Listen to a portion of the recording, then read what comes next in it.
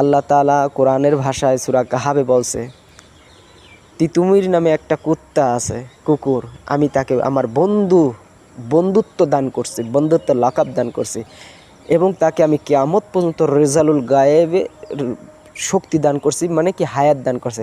রেজালুল গায়েব তাকে বলা হয় কিয়ামত পর্যন্ত যারা জীবিত থাকে। রেজালুল গায়েব খাজা গরিব নেওয়াজের ছেলে পর্যন্ত হায়াত পাইছে রেজালুল গায়েবের।